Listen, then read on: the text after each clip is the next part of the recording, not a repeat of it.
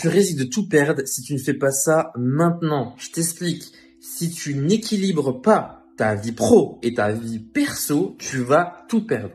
Je m'explique encore une fois, c'est normal à un moment donné de sacrifier un petit peu de sa vie perso pour le pro, surtout au lancement d'un projet. Tu y passes vraiment des heures, tu y investis de l'argent, tu y investis de l'énergie, tu vois beaucoup moins tes amis, tu vois beaucoup moins ta famille et ça se trouve, tu n'as même pas le temps pour trouver une copine.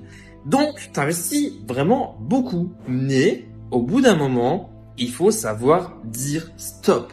Et personnellement, c'est quand moi, j'ai enfin dit stop que j'ai eu le plus gros de mes résultats. Parce que finalement, quand je me couchais parfois à 2 heures du matin pour finir un montage vidéo, déjà, premièrement, j'étais pas heureux. Deuxièmement, ma copine m'attendait pour dormir. Ça crée forcément des tensions. Donc, faut arrêter d'avoir ce que cette psychologie à se dire un peu en mode américain. Allez, vas-y, boss, sacrifie ta vie perso. Il faut que tu donnes tout, sinon t'es une merde. Non, t'es pas obligé. Tu peux aussi prendre le temps de vivre. Et c'est tout à fait ok. Par exemple, moi, je me suis fixé l'objectif d'être créateur de contenu éducatif d'ici 2030. Et il y a zéro problème. Et en plus, je parle surtout sur YouTube. En fait, c'est un des médias qui peut prendre le plus de temps. Et c'est pas pour autant que je compte pas passer à l'action.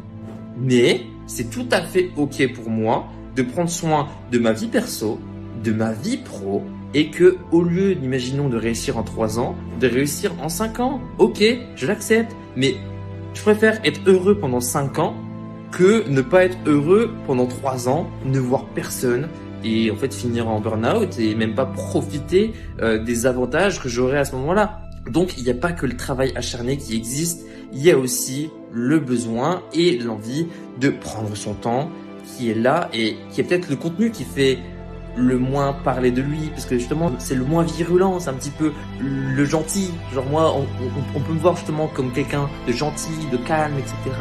Qui va pas dire trop de gros mots, etc. Mais finalement, personnellement, c'est le type de contenu qui me plaît le plus, ou le type d'activité, le fait d'entreprendre de cette manière-là, c'est vraiment ce qui me plaît le plus. Et peut-être que toi aussi, et que t'en as tout simplement marre de voir aller travailler pendant 10 heures par jour. Non, si c'est pas toi ta façon de travailler dont tu aimes, arrête. Chacun son truc.